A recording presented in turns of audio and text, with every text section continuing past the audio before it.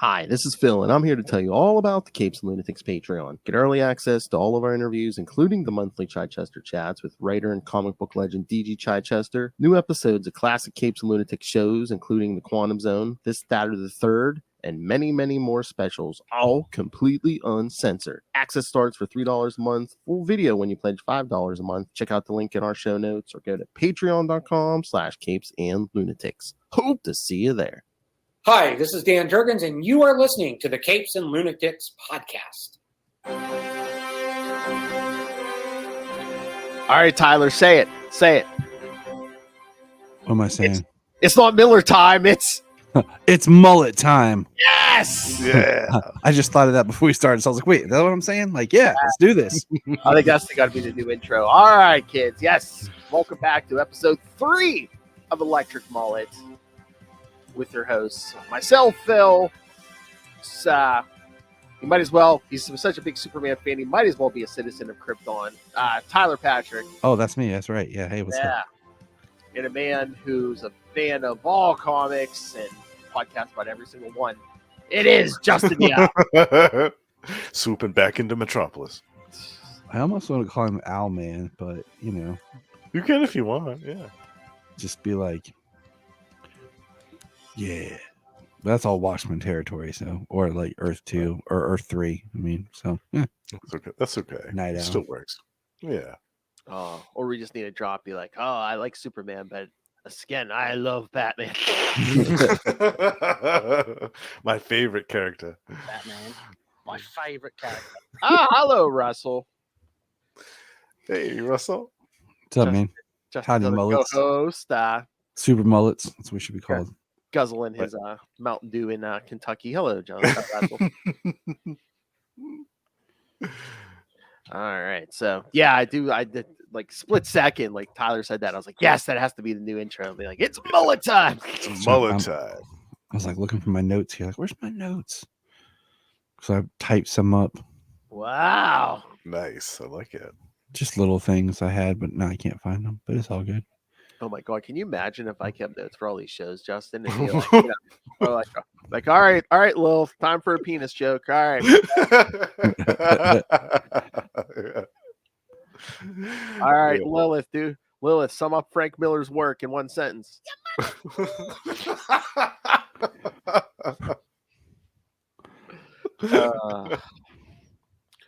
All right, before we jump into the old stuff, that I don't know if you did, Justin, but Tyler, did you read the Superman annual that came out last week? Yes, I did. No, I didn't actually. I but liked it. I mean, it reminded me of the 90s because they got into the Daily Planet staff, and we actually got to see like side characters for the first time in a long time. Nice. I just really enjoyed it, like all together, because it made the world feel bigger and thicker. And I have it right here next to me to review.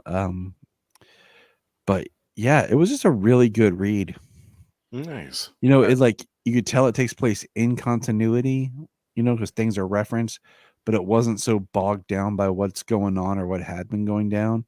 But like just a little thing with Jimmy, the Lois, like really getting to show, like it was a really good book. Was it the main focus of the issue? Was the Daily Planet staff? Pretty much, yeah. Oh, yeah, cool. yes, because fill-in editor-in-chief Lois Lane's basically giving everyone assignments, be like, you do this, you do this. Oh, nice. Yeah. Okay. I'll have to It check just that out. it just proved how ignorant Lombard can be. But I know. But no, he didn't understand. That was probably one of my favorite parts, because she's like, "What did Livewire have to say?" Nothing about sports. Lois is like, "That's not, the whole point was for you to talk to her about her, not sports." Sports, yes. But no, I mean, for the longest time, I mean, I wasn't a big fan of New 52 on the Superman side, but it's like I think like they're in a good place again. I mean, Joshua Williamson on Superman, and then Philip Kennedy Johnson on Action Comics, as Justin's familiar because he's also writing the Hulk right now. Yes, love it. And then we get Michael Dorn writing Steelworks. I haven't read what Steelworks number 3, I think, or is that coming out, or did that just come out? I can't remember yet. It's either 2 or 3's been out. Because I've read the first 2. I think maybe 3 comes out tomorrow. I think maybe. So it's been an interesting read. I've liked it. Yeah, because it's like it's he's real into the current stuff, but it also seems like Michael Dorr, as awesome as he may also be a fan of 90s comics. So it's like Nice. I like that. In a way, it feels like 90s comics again, with the way that we have Action, Superman, then you have the Adventures of Superman, which is the John Kent book, and now we have Steelworks, which is like the Steel book. Right. So we have like these 4 super titles that are crossing over, but then you also have the Man of Tomorrow with Connor. Oh yeah, in stuff that's yeah, but the Adventures and the Man of Tomorrow, those are both like miniseries, right? I mean, I don't think they're like ongoings. I don't know. Like that's my thing. I think the Man of Tomorrow with Connor, I think those were like digital first, and I think those are they just collected them now and like floppies. So, what about Supergirl and Superwoman? Like, don't they have ongoings? No, well, minis. No, but they got something coming up because they had a special come out for where they're doing the Power Girl thing and kind of tie her. Well, yeah, well, she's been having a backup in Action, and then they did a one shot for her at the end of May. Yeah. Yeah. Okay. So that's kind of been. I feel like that what's going on. Mm-hmm. So I mean, she's like the one member that's kind of been left out of the quote unquote family. Yeah. Yeah. I was just looking to see what comes out tomorrow.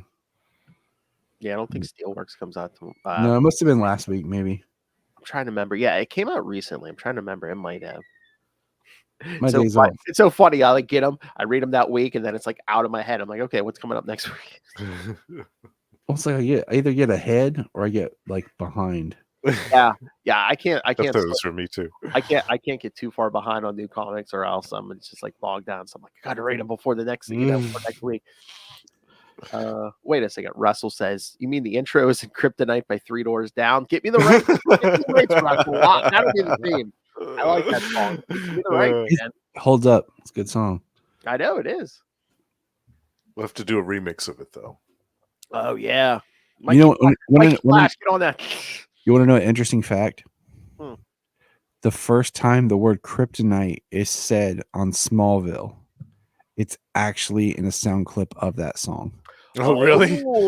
Playing in the background at some bar or something? It's used. They used the song in an episode, and he says kryptonite in the song. And it's before they started calling it kryptonite. It was still Meteor Rock. Because that song wasn't that old at that point. Because I think the song came out like 98 or something, and then came out 99.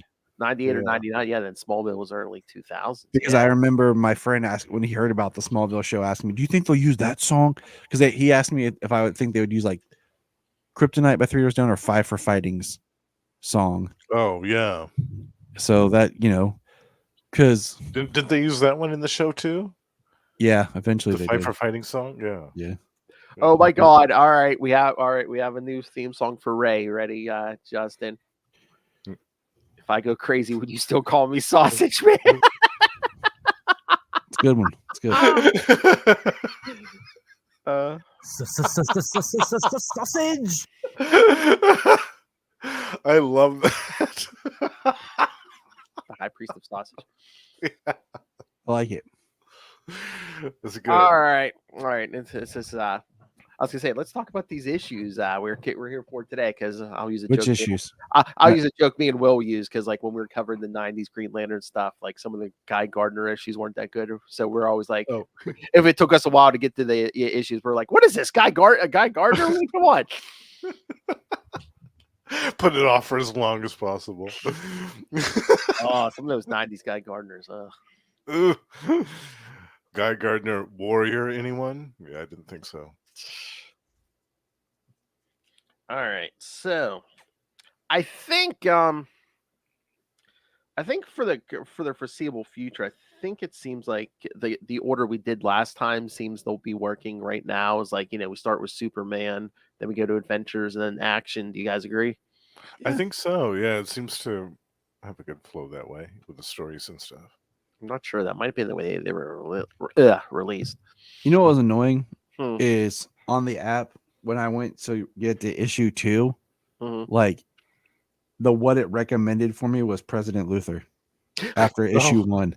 And I'm like, no, I No, want to go. President Luthor was like what, early 2000s. I'm like, okay, yeah, you're really jumping the gun there. Wrong I was era. I was like, no, I just want to read because I just went to like, oh, I'll just click on the last issue 1, and then swipe it, and it'll say, oh, do you want to read issue 2? And no, it was like Nixon reading President Luthor. I'm like, no, what the No. no app. When we get the triangle numbers, I might just read my floppies because of the game. I mean, that's gonna be a pain in the butt just to like. Oh, Well, there's a way Oh. way to actually pick in the triangle to like read by the triangle. Oh, like, really? Oh, yeah. oh, I didn't know that. My friend showed me how to do it once when we were reviewing some triangle books over on Digging for Kryptonite. I'll figure it out again. Look, Like- unless you have to download them or something, and then just So I When think did you they can- start doing that? Was it 90? 91? I think it was 90. I feel like it was right around there. Yeah, it might have been. It sounds right. It feels right. Yeah, it was either 90 or 91 because I know it was before. It wasn't the year he died. It was before that. So yeah, it might have been 90. I know that it was before Panic in the Sky because Yes. that made Panic in the Sky a lot easier to follow with the triangle numbers. It was after Crisis of the Crimson Kryptonite, all in case, kids, Mhm. and before Panic in the Sky. Yeah. Yeah. What are you gonna say? Well, we'll get there. Yeah, but so we'll get there. All right. All right, so let's get to Superman 2. I mean, Lex really amps it up. This, issue 2, and Lex is already throwing down the gauntlet. Yeah. Things escalate quickly with Lex over here. Oh, yeah. All right, so Superman number 2, February 1987, The Secret Revealed. Writer and penciler John Byrne, inker Terry Austin and Keith Williams, colorist Tom Zayuko, letterer John Costanza. Boy, he was all this era, man. He's all over the place. Here, Marvel. And editor Andrew Helfer. Here we go. Lex Luthor has asked his researchers to find out about anyone who may have a connection to Superman. Amanda Marie McCoy, keep an eye on her. She's going to pop back up eventually here. Discovers that a woman named Lana Lang has been seen in background photographs at known Superman appearances. Luthor has a team of people investigate the Lang angle. One of Luthor's top scientists, Sidney Happerson, keep an eye on him. He's going to keep popping back up. Distracts Luthor and shows him the confined body of Metallo. Oh, he's back already, kids. He indicates that the mineral enclosed within Metallo's chest emits radiation that appears harmful to Superman. Luthor viciously tears the green rock from Metallo's chest, leaving the cyborg screaming in pain. Lex making friends all over the place. Yeah. Meanwhile, Luthor has simultaneously begun investigating the background of Clark Kent. He sends 2 thugs, Jenner and Breen, to Smallville to ransack the Kent house. As luck would have it, they come upon Lana Lang and bring her back to Metropolis. Later, Luthor uses his influence and power to force Amanda McCoy to come to dinner with him. Their candlelit evening is disrupted, however, when he learns that his men have found Lana Lang. Luthor's team keeps Lana drugged for 3 days, torturing her for information concerning Superman, but she doesn't reveal anything. They eventually allow her to escape, and Lana drags herself to Clark Kent's apartment. Clark finds her and goes berserk when he learns what has happened. He flies to the LexCorp building and bursts into Luthor's penthouse. Luthor, however, has been expecting Superman. He has taken a piece from Metallo's kryptonite heart and fashioned it into a stone set inside a ring. Superman is powerless against it, and Luthor gleefully kicks him out of his office, threatening to have him arrested. He whispers into Superman's ear a confession concerning Lana Lang. Superman flies back to Smallville to check on his parents. Everything is fine, but Martha comments that a scrapbook she made filled with pictures of Superman's exploits has been stolen. They have no idea that it was Luthor's men who staged the robbery. Back in Metropolis, Amanda McCoy finishes extrapolating all known information concerning Superman. Feeding the data into a computer, the results reveal that Clark Kent is Superman. Luthor literally doesn't believe his ears, refusing to believe that someone such as Superman could ever find satisfaction masquerading as a normal human. He fires Amanda on the spot. All right, thoughts? My favorite panel is just the ripping the heart out of Metallo. Ah, Because he's just like, Yeah. I know. and- Yeah, because Happerson and all them are like in radiation suits, and Lex is like, "What are you Right. doing?" He just waltzes in there and with Uh-huh. his bare hands and also, which we will learn later was a big mistake. And he will Oh, learn later. It's a big mistake. and that ring's gonna change hands, and oh yeah, I mean Yeah. everything's gonna play a plot here for years, like for next couple years, kids. Yeah. and then just Ma and Pa getting Trank. tranked. That was just, Yeah. I was like, This- because like I'm looking at the page and I'm like, just the way it transitions where you have 2 panels of Lex and then all of a sudden the next panel is a dude and a gun. Right. I'm like, and I'm reading this like, huh? And they of course have the broken English dialogue of Mhm. with slang terms, and I'm like, okay. And then I'm like, oh, is that Pa getting shot? What the? Mhm. I just love how Lex is like all mad at his men until he finds out they brought him Lana Lang. He's like, "Oh, you boys deserve a He was raise." he Yeah, was yeah. almost ready to have them executed, Oh yeah. They were which he gonna- does anyway, but They were going to be spending their retirement in the river, but then all of a sudden he's like, "Oh hey, boy, Oh, you brought me Lana Lang? Okay, have a never raise in mind. your paycheck next here's week." here's a bonus. We're on page 10 before Superman even shows up. I know. I had kind of forgotten how brutal this issue was.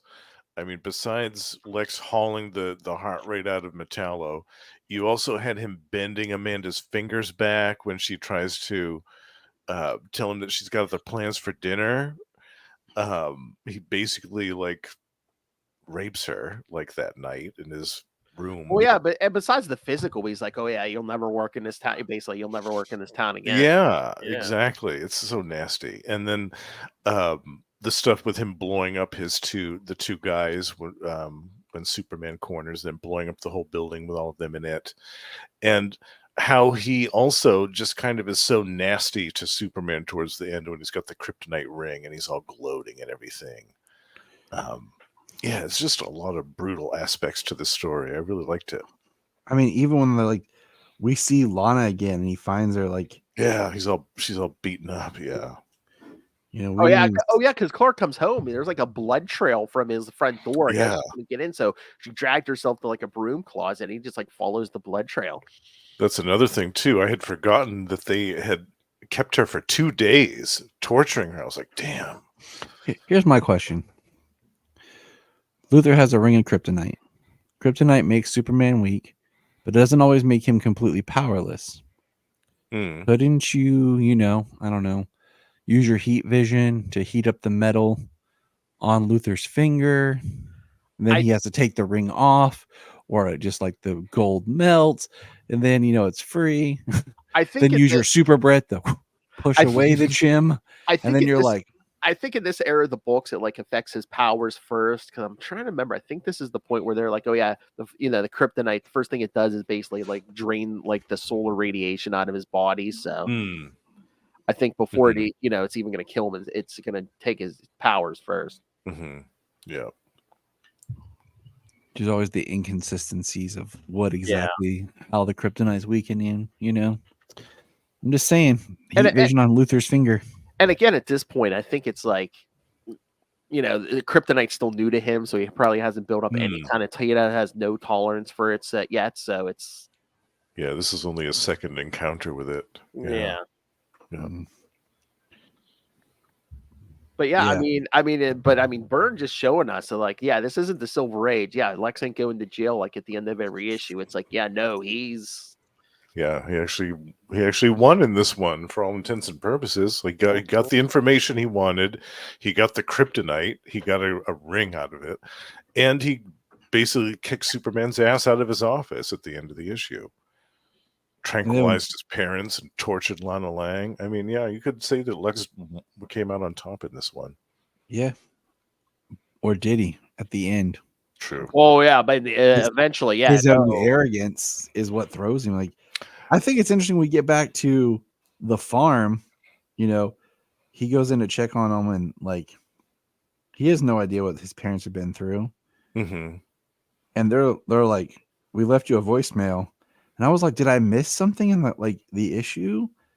Like, oh yeah, they called the answering machine. Yeah, no, I guess. it just happened off screen, off page. Because I was like, oh, did I miss something? Like, is there a panel where it talked like they left a message? No, there's not. No. I guess they threw that in because they're like, oh yeah, if they were attacked, what's the first thing they're going to do? They're going to call. Sure. Yeah. Right. And then here at the end, where you have the giant computer reveal of Clark Kent as Superman. Yeah. I love it. It's such a great ending to the issue. The late 80s computer click click click clack clack Click click click click click click click. Well, that's the same sound that people who leave the clicking on their phones on. So when you're typing, it's like, oh yeah, it's like you tell if someone's old because their phone makes noise. Yeah. Yes, yeah. Nothing's on silent. Yeah. I mean, that's like the first thing you do when I get a phone. Turn off the Yeah. clicking. They only do it in movies, so you can tell people are like actually typing. Right. Yeah. Like, oh, we just got to add that to make sure nobody has their sounds off in movies. Like the text noise. Whoop. Oh, yeah. Yep. Especially if the show is by Apple. They're like, we want all of our tones and stuff to be on display. Oh yeah, I think there's a thing where it's like Apple, like they'll let you use their phones, but like only the good guys can use iPhones. Yeah, oh, yeah, yeah. There is. I Apple love it. technology cannot be seen on screen being used for evil. Yeah, exactly. Nice. It's funny stuff. It's what makes it interesting when you watch like an Apple show on Apple TV. Because then I'm like, wait, there has to be villains and protagonists and antagonists like they're bad. What do you do with them? They just don't pull out their phone. Or they have droids. But yeah, I'm still not over. Like, I'm reading this issue. And it's like Clark Kent is Superman, and he's yelling at her, and it says the end. I'm like, oh, and then I just flip it over, and I'm like, oh yeah, that is the end. Yeah, no, I mean, Amanda McCoy will be back, and yeah, like I said, a lot of stuff from this issue it will rear its head again. I like how we have Luthor sitting on his Palpatine throne. Yeah, looking very emperor-esque. Yeah, I felt the worst for Amanda in this issue. She was treated so horribly. God. Yeah. Yeah, because nobody knows, no one knows what Lex is really like until it's too late. And then, at the end of this issue, just his ego, it just, he can't conceive of, someone of power, humbling themselves to live this simple life as a reporter. As a reporter at the Daily Planet, yeah. How can a man with so much power? Yeah, again. Yeah. That's Lex for you. Yeah. So I guess they say I mean he does not take that ring off until it's too late, but he's probably sleeping in that thing. He's sleeping in that thing because he knows Superman ain't coming for him. Yeah. He's like never coming off. Yeah, I mean he acts like that's a power move, but it almost it's screaming like fear. I mean, again, totally screaming fear. It's like, oh yeah, he can't come for me now. Yeah, paranoia based. Yep. And I guess it's too early on, so he doesn't know. But I'm like, and I guess they're not that big of buddies. But I'm like, Superman really wants you. He's gonna say, he's gonna drop some evidence in the Batman's lap, and guess who's coming for you? Mm-hmm. I mean, yeah, but my thing also is like, kryptonite gives off radiation. When is giving off radiation ever good? Oh yeah, I know. He thinks it's because that's the thing. He thinks it's harmless, but I think that's the thing. And they're like, I mean, spoilers, kids. Later on, they'll be like, yeah, kryptonite affects Superman right away. But again, it's like any other radiation. Eventually, you might not feel it right now, but a normal human, but eventually, it's going to catch up to you. Yeah, it's a glowing rock from space. You can't wear it on a ring. Sorry, Lex. like wearing a plutonium ring. Yeah, 24/7. Right. Yeah. I'll be okay. I'll be able to travel through time as long as I run at 88 miles an hour. Right. My ring. Well, I guess Lex ain't worried about losing his hair. Could still lose those eyebrows though. Yeah. Needs some shaping up. He's rich. He can buy some eyebrows.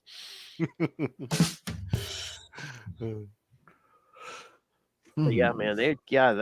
This issue I'm always just like, wow. I mean, They were really setting up Lex. They're like, oh yeah, this ain't your Silver Age Lex, Yeah.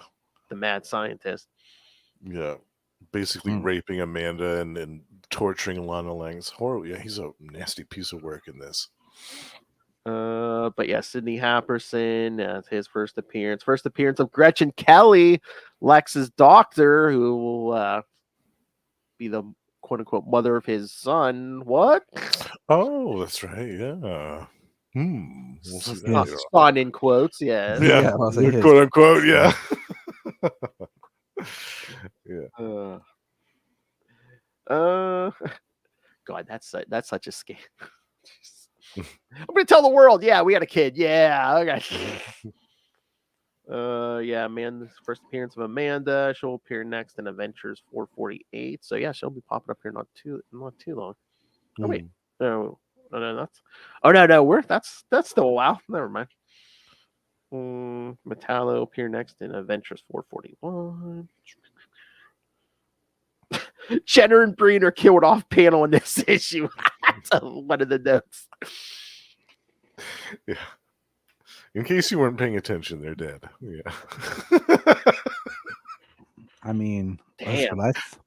That's what I thought.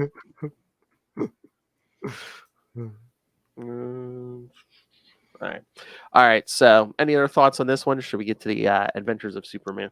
Is that what we're doing? The Adventures next? Yeah. I mean, you guys think that's? Yeah, I think sure. so. Yeah. We have a break in the burn issues too in the middle. Yeah. You don't want a constant burn, do you? Burn. I mean, I guess I should ask Justin. He's the one who had kidney stones a couple days ago. You don't want that? No, I'm all set with that. I've so had enough painful. of that for a while. Oh, it's awful. I wouldn't wish that on my worst enemy. That's I'm what sorry. I heard. All right, and let's just shout out your wonderful boyfriend who got you to the hospital. Yes, in the middle of the night, 2 a.m. Yeah, brought me 2 a.m. to the ER. Yeah, the pain was that bad. Yeah, I couldn't do anything. Yeah, as I said, I work with someone who had him. Yeah, he's from what he described, it is not fun. Yeah. What a jagged piece of calcium down there. That's not fun. No, it's not nearly as enjoyable as it sounds.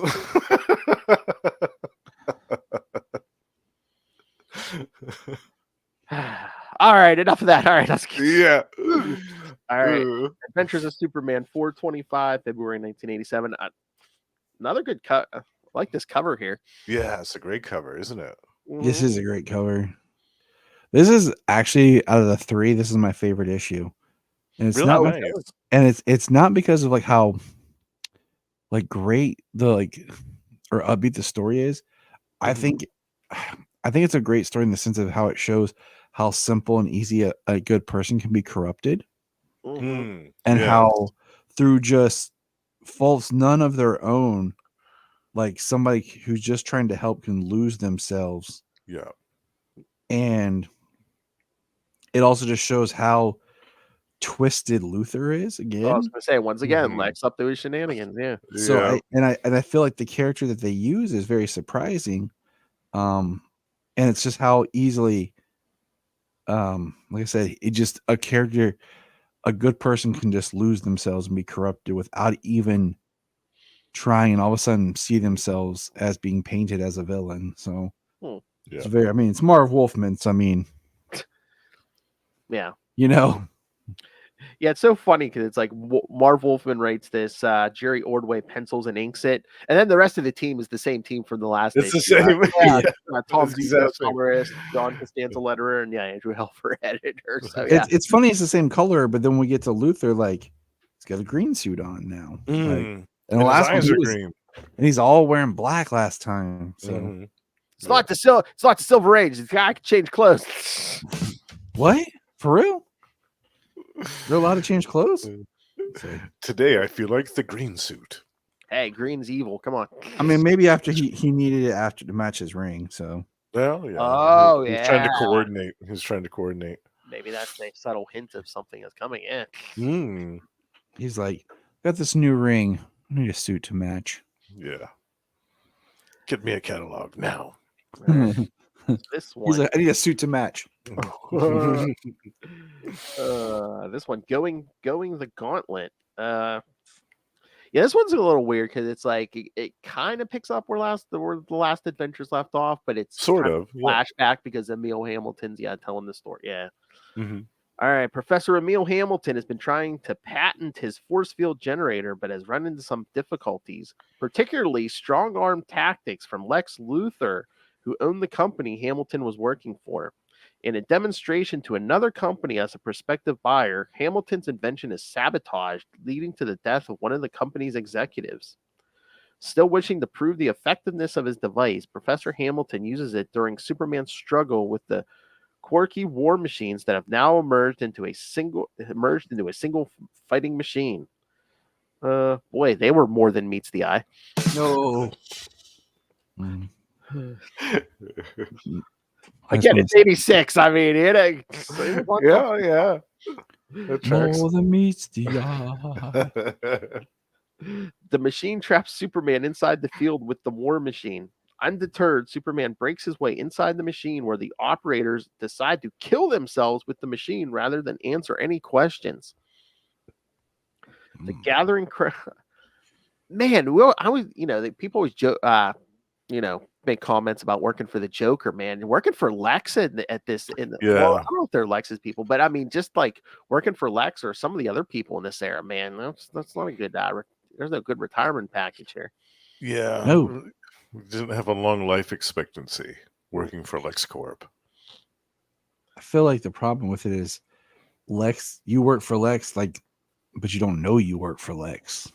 Yeah, that's like Emil. Yeah, he didn't even know that company was owned by LexCorp, I'm sure. Oh yeah, what was the whole thing? He's like, I'll figure. He's like, I owe you nothing, but Lex is like, your time and whatever. Is like, how many years did he work on it? He's like, I'll give you like, what was he going to give him? A couple $1,000 or something? $7,600. So yeah, $7,600 for his life's work. Yeah.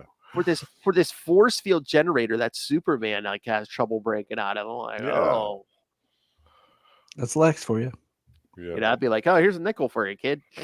Yeah, and he even goes so far as to say, I think you'll find that generous compensation, as we don't technically owe you anything. Oh, Lex. Generous compensation. I'm letting you leave with $7,600 in your life. Yeah. Yeah, right. Yeah. Stay welcome. And then after that, he sends the guys over to the old man's apartment and beats the hell out of him. Yeah. I'd be like, one of them's like grabbing him by his hair, and like he's got a black eye and blood all coming out of his face. It's like, oh man. So I guess the homework assignment this month for Wolfman and John Byrne was just like, just to have Lex act like a major dick, Yeah. Make Lex Luthor as nasty as you possibly can. Mission accomplished. Exactly. The gathering crowd is grateful for Superman stopping the machine, but pays no attention to Professor Hamilton or his force field generator. Now to the point of desperation, Hamilton kidnaps a woman on the street and forces Superman into a dangerous gauntlet while trapping him within the force field. He then sets off a bomb which will kill all people inside the field.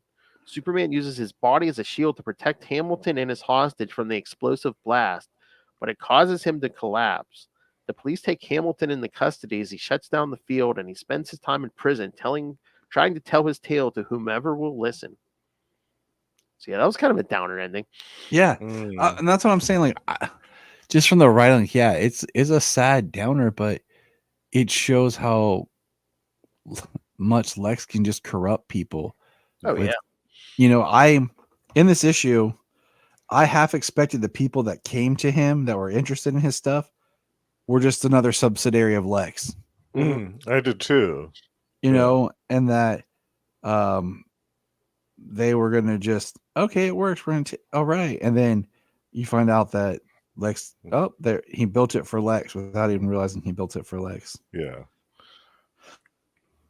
Well, yeah, I mean, they've been making this point since the Man of Steel miniseries. It's like, yeah, Lex owns most of the town, all these companies and everything. So, and then just how like Emil goes like off the deep end. Yeah, he really. Oh, does. I know. He grabs that girl off the street. He's like, yeah, no one will miss her. I'm like, wow. Yeah, that escalated quickly. Yeah. Very nice. Well, that escalated quickly. Yeah, this is my first time reading this one. Actually, I'd missed a bunch of these Adventures of Superman ones, and so there's a string of them that I haven't read. So this is my first time reading this. I knew that Emil and Superman had a scrap in the street in the past because it was referenced, I think, years later on, but I hadn't actually read it.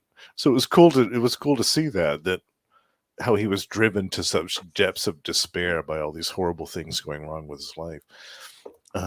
I thought the saddest part was when he got that like legitimate offer from that other company, and then his machine was sabotaged and that guy was killed. I thought, oh man, he had his one shot to kind of, redeem himself after that horrible experience with Lex. Mm-hmm. And Or he has the part where he has the part where he says, "Have you ever been without money, without hope?" I was at that point. I knew the validity of my invention, but I seemed to be the only one then I received a visit. And like that's, his moment of hope, and it just does not work. Yeah. And I mean, it makes sense. I mean, yeah, again, spoilers, kids. I mean, Emil Hamilton's going to become a friend of Superman, but it's like, well, yeah, I mean, you're not going to align with Lex. So if you want to be on the other side of the street, who are you gonna buddy up with? Superman. Yeah. And it's a way to make amends for, all the stuff that he's done in the last couple of issues, which admittedly he's made some pretty serious mistakes. Yeah. That's what I'm saying. That like that annual that came out last week, it's reminded me of like the 80s and 90s because again, we're building up our little supporting cast here. I mean, last Adventures we got Cat Grant, and then we got Emil Hamilton and more time. I mean, we're gonna get the Bibbo. I mean, we're gonna get all this Gangbuster. Oh yes, I can't wait for Gangbuster. Both of them. Yeah. I know that's what Justin's waiting for. That's what he wants. It's like Gangbuster. Yeah. Guardian. It was a little interesting when we get to the scene like in the middle where he is fighting the machine and he opens it up and it's all those people inside controlling it. The Freedom League or whatever. Yeah, they're like and destroy themselves, and then I felt like that was like almost like a story that if this was like a modern comic, once again, this is probably like 2 or 3 issues. Yeah, you'd have the Hamilton story, and then you would have who these Freedom Leaguers are, and building up, and then because when Superman comes down, he talks about like not needing, like not wanting to do press, and then Hamilton's like, "Wait, but I did this. Didn't you see me do this?" And Superman doesn't even say anything because he's just overcome with the people who just killed themselves. Like Superman, the Freedom League, coming from DC Black Label. No, you're right. The Freedom League thing would have been a whole issue unto itself. And probably his confrontation with Emil in the street at the end, that would have been a whole issue unto itself now. They would have definitely dragged that out. Or they would have did like a Lex miniseries where it's just like, look at all the crap Lex is up to. Yeah, it's with Amanda and Emil Hamilton, and yeah. Look at how many lives he can destroy this week. Yeah. It's only gonna get worse, kids. And then at like the end where he's sitting in the cell and he says, "Guard, are you listening to me?" And the guard says, "You say something, Mac?" He's just like, that's what I said. That is like a downer of an ending. It's super downer. Yeah. I'm just like, dang, that's tough. Like, and especially just like it's Emil. It's not like a throwaway character. It's like character that becomes pretty big and prominent. I mean, he's appeared in the the animated series, Smallville. Yep. I don't know if he was on Lois and Clark. I can't remember in the latter seasons. I don't think so. But then he was in Man of Steel. So like he's one of those people that gets roped into like the discussion of like Superman's filling out his cast of characters. Yeah. It's like, oh, like he's like if you were reading this when it first came out, you're probably like, oh, okay, that professor's done. He's gonna sit in jail for the next couple of years. But now, and then when he does return, you kind of care more about him because you would have read this story and been like, oh yeah, I remember that awful thing that he went through because of Lex and all this stuff. Yeah, it was smart to have this story early on, and the evolution of Emil's character, because it does make you care about him and what happens to him a little bit more. Mm-hmm. All right. So, any other thoughts? Should we get to the last one, which has nothing to do with Lex? Yeah, let's no more Lex. I can't take the brutality of Lex anymore. Jeez. All right, back to the burn. We're gonna do some Action Comics, which again, kids, yeah, we're gonna be doing team ups here for a while in action. So, Action Comics 585, February 1987, and Craves give up their dead. Writer and penciler once again John Byrne, inker Dick Giordano, and again colorist Tom Ziuko, letterer once again John Costanza, and editor Andrew Elfer once again. They were busy. Yeah, those three making the money. Yeah. Yeah. Superman is being drained.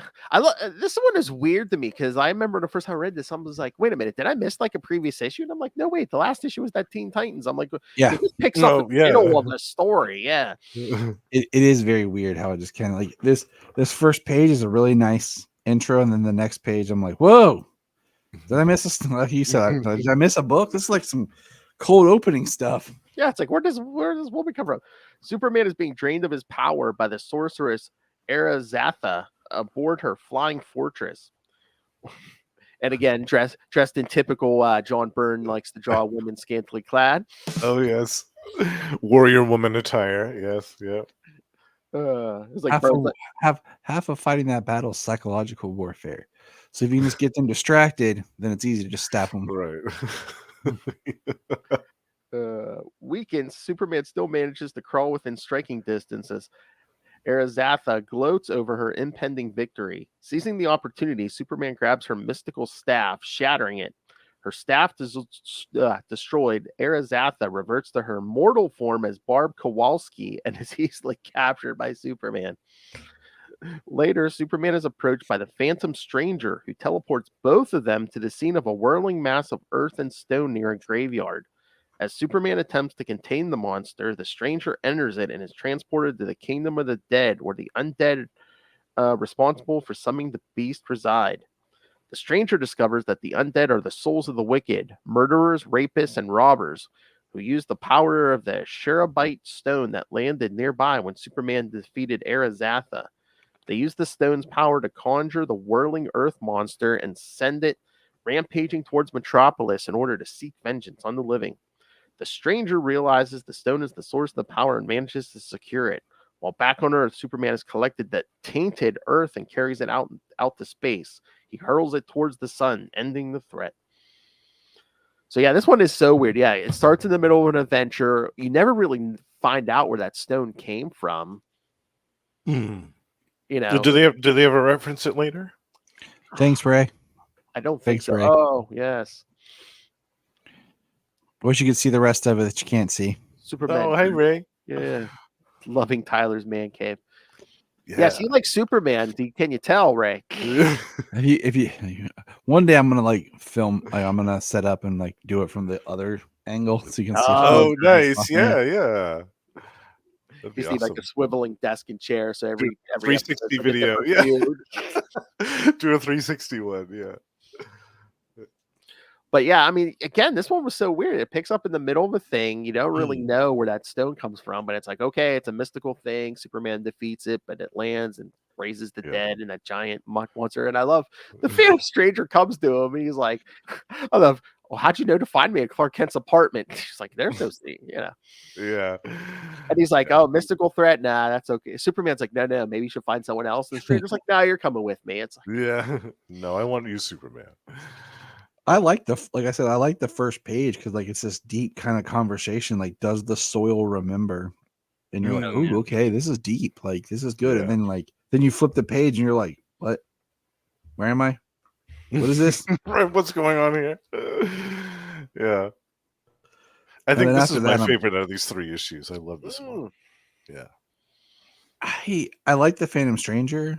It is a weird team up, just how they build to this. Like, where he goes and he's talking to like this council, I think is neat. Like when he talks about the people and the Phantom Stranger presents the people that the victims. Yeah, the victims of the people. Yeah, right. Yep. I like that part. and like, so it's cool. But then Superman's just like fighting this spinning muck pile, and then grabs it and takes it into space, because that's how you solve problems. Well, yeah, because at first Superman's just like, yeah, I'm pretty sure I'm just like holding this thing back so this stranger can do his thing, and then this stranger sends him a message like, oh yeah, make sure it like breaks contact with the Earth. So Superman's like, oh, better be safe, just pulling the whole thing into space and whip it into the sun. It's the only way to be sure. I love this. I'm a big Phantom Stranger fan, and I love. It was kind of almost like a Spectre story too, because I could have seen the Spectre doing something like this, having this conversation with the dead jury, and then summoning their spectral victims back to mete out some type of justice. I could have seen the Spectre doing something like that, but it made sense too that it was the Phantom Stranger doing it, because he knows just as much about that type of stuff. But another one of my favorite parts about this issue was when Superman first confronts the monstrosity, and there's that one panel where he kind of looks almost terrified because he hasn't seen anything like this before.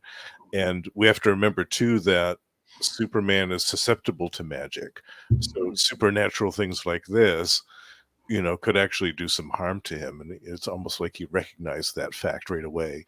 But then, of course, as Superman is known to do, he summons up his willpower and he flies directly at the monster anyway and takes the fight to it, which I love. So, yeah, I can't say enough good things about this issue. I love this one. Oh, yeah, and John Byrne is always good for, like,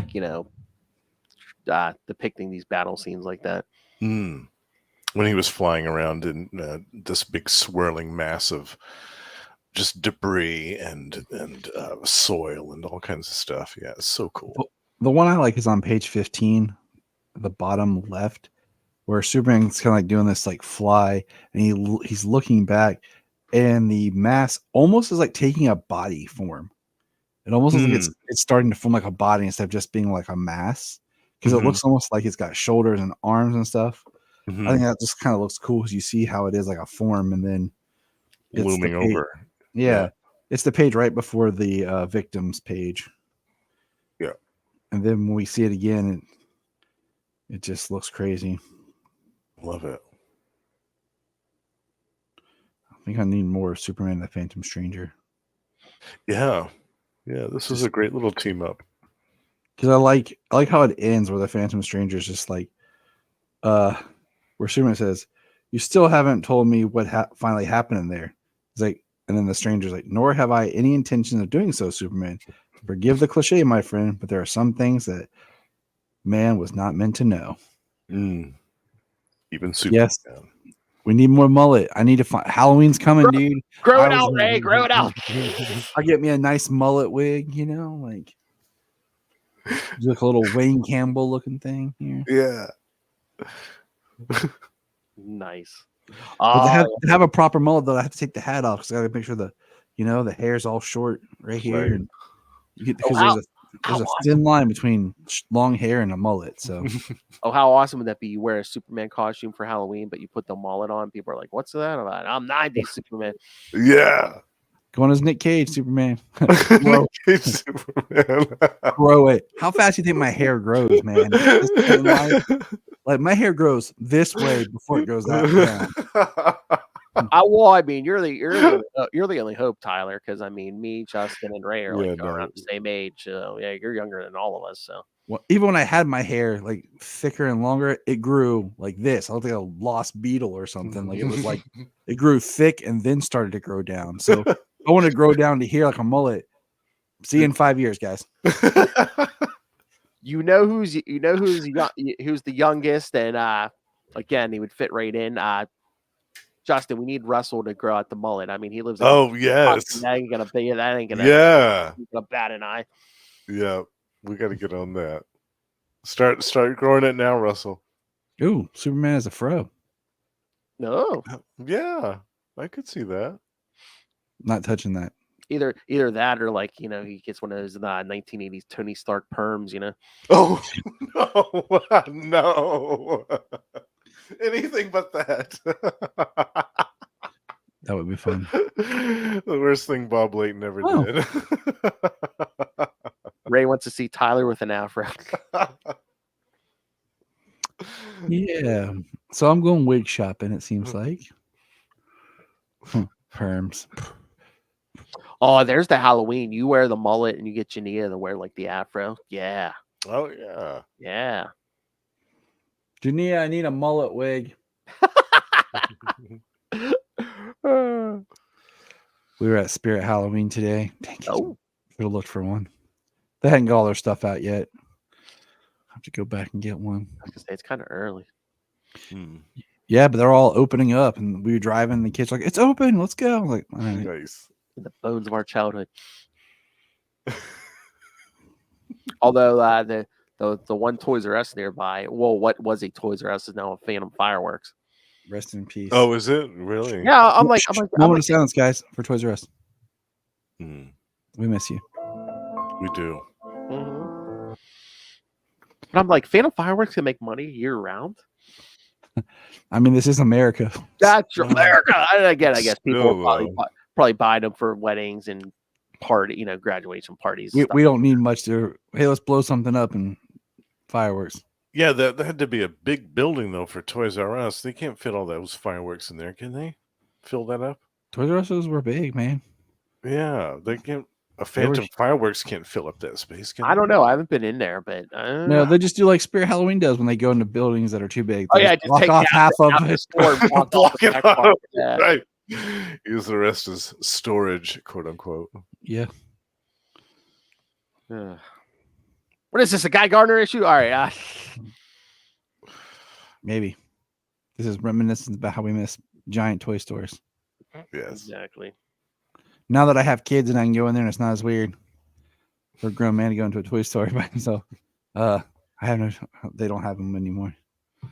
I remember when I was a kid, I had this Superpowers Superman figure. Well, I had a bunch of them, but And now Yeah, you yeah. still had them. they had that one, like all the Superpowers figures. And then I don't know if they did like another line or if it was like a different someone else put them out. But the next Superman figure I got, it had like a magnet in the chest because it came with a kryptonite ring. So if you pointed the kryptonite ring to Ooh. Superman's chest close enough, it like knocked him over. Ooh, I don't remember that one. Yeah. That's cool. Yeah. cool.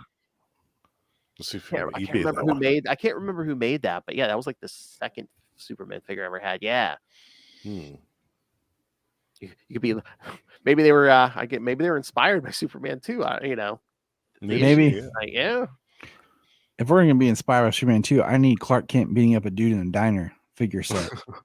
Like they have all these like Superman versus Doomsday. No, I need Clark Kent versus a diner guy right here. There's a playset, yeah. Clark Kent with twisted Barstool tractor trailer wreckage. Yeah. Well, like that's the kind of figure set I'd need there. Yeah. Or no, Superman 2, Clark Kent in a diner set, so you can slide the guy down the counter. Exactly. That's what I need.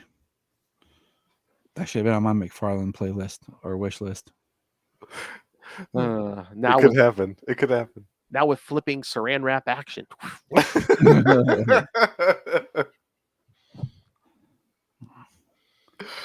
They did not know what they were doing. Some of those powers here. All of a sudden, he's just gonna, Zod's gonna point and the laser's gonna shoot out of his finger. Okay.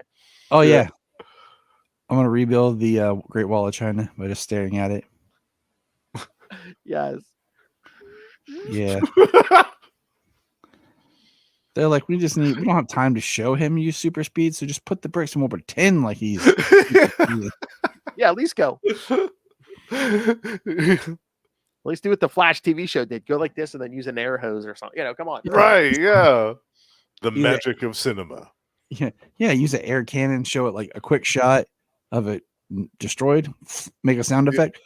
Yes. And then it's fixed and he's back. Done. All right. Anything else, gentlemen? No, I'm enjoying reading this because it's interesting to the way we got this going on. Definitely. It's nice. Yeah, nice little formula. I like the fact that there's some of these issues I haven't read before. They're new to me. That's fun. And some of these I haven't, like this Action Comics one, I haven't read in years. I'd forgotten about some of this. Love it. Oh yeah, some of these, I haven't read in a long time, so yeah, it's a nice little trip down memory lane. And I like how too the Action Comics were a team up book at this time. It was a nice switch because you had like Superman, which was the freshest, newest thing, the John Byrne stuff. You had Adventures of Superman, which was kind of like almost kind of carrying the torch over from the pre-crisis stuff, because it did still kind of feel like pre-crisis Superman in spirit a little bit. And then you had Action Comics, which was the team up with another character. So that you had a different flavor of Superman in each book. I really like that. Oh yeah. Yeah, again, that makes sense because I think Marv, I think he wrote some pre-crisis Superman. So Yeah. that makes sense. Yeah. Feels like I remember being a boy with my hot cocoa, curled up in front of the fire, reading this issue. Tell us the story, Grandpa. I love I didn't say a word. He's like, "Tell us the story, Grandpa." I don't know. It just sounded funny. Like, that's how I'm going to be when I'm older. And I'm like, well, kids, I read this comic back when back in the day. when it was released on the spinner racks. I had this in paper form, kid. What's that? Is that before digital? Yeah. Now they just beam it into your head. I was gonna say telepathic download. Yeah. Yeah. I read this as a child, and now I look like Emil Hamilton. Yeah, for real. Yeah, didn't that get depressing when you got older than like all these characters you read about, like, you know, Superman and Batman and all that, you know, once you got older, you know, once you got older than your favorite characters, it's like, forever 30. Batman, my favorite character. Still there, Ray? Well, there you go. Dude, I'm out, guys. I'm heading to the toy store. All right. He was like, you inspired me. I'm to the toy store. Which kind? We don't know. All right. Yeah, next time we're going to do the Legends crossovers, which I looked at. We're not going to do the Legends miniseries, but we'll do the crossovers because Superman kind of goes off in his own little he kind of gets taken into his own little trip. So he has his own little adventure. Yep. So so we'll follow the same formula. Superman number 3, Adventures of Superman 426, and Action Comics 586. All right. Sounds fun. Oh, look, Ray's back now that we stopped talking about you-know-who. He's like, still here, guys. Okay. Sorry, Ray. I'm cutting my mullet as we speak. I can hear the clippers. Yeah, I know, man. You are a hairy little dingo, man. I'm so envious of Ray's hair. I wish I had Ray's hair. It's true. I don't know. We never see the back of him. Ooh, because it's party in the back, man.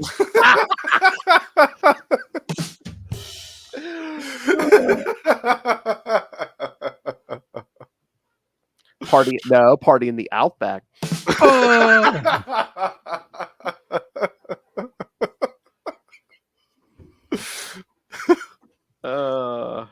Thank you, Ray.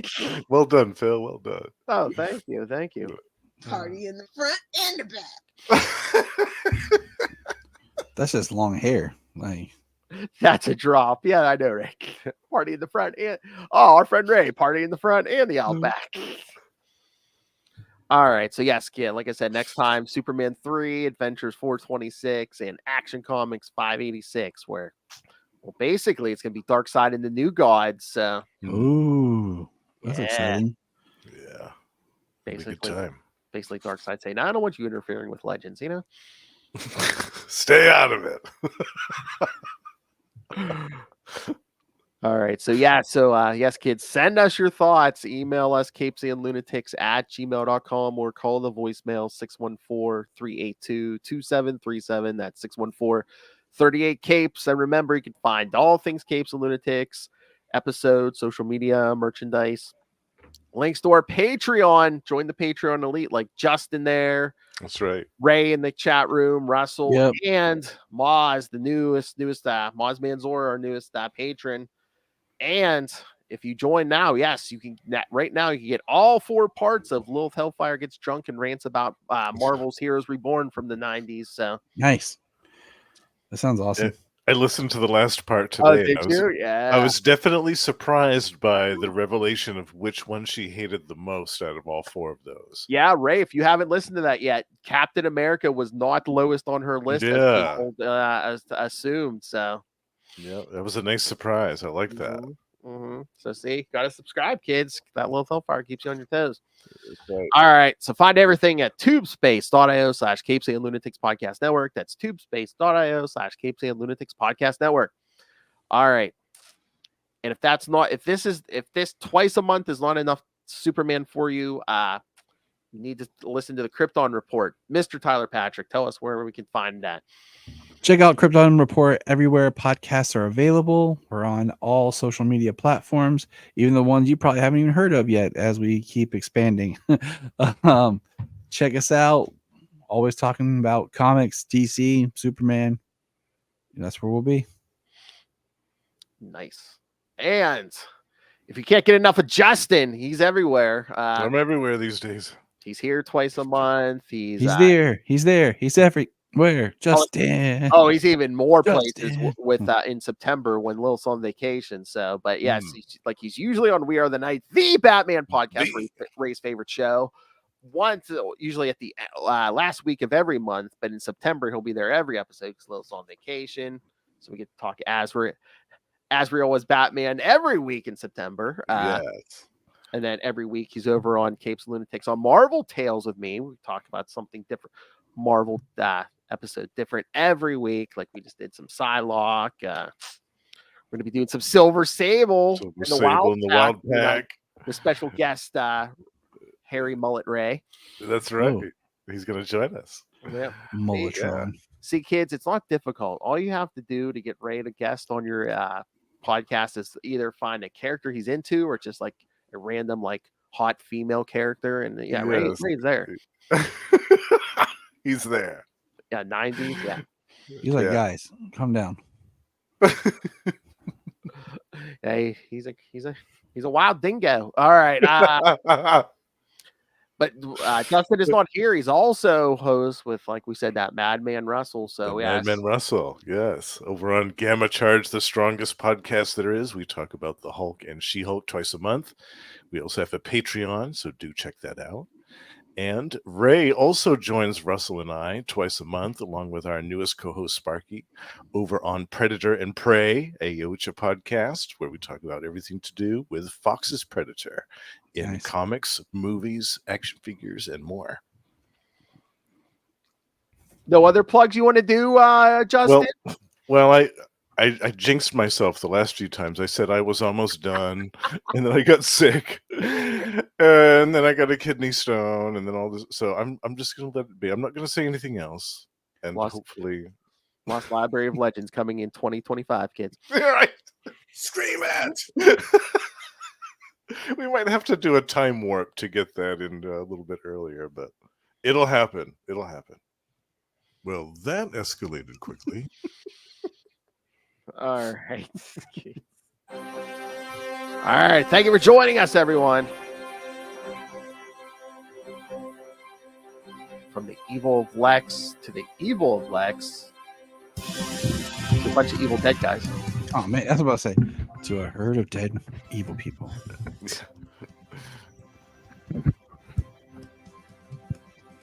I didn't know if that was the afterlife for rapists and murderers or like... Those are all Lex's victims. All people that worked for him. Yeah. Can you imagine if Jenner and Breen were in there? Be like, oh yeah, we roughed up. We're the latest ones. He just blew us up. On the Lang, yeah.